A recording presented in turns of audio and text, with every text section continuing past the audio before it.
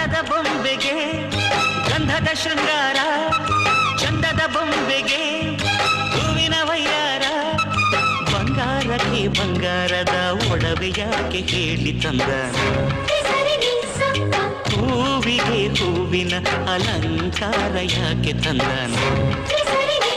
ನಿನ್ನ ನಗುವೆ ಬಂಗಾರ, ಮೌನ ಅಲಂಕಾರ, ನಿನ್ನ ಅಂದವ ನೋಡಿ ನಾನು ಕವಿಯಾದಲ್ಲ.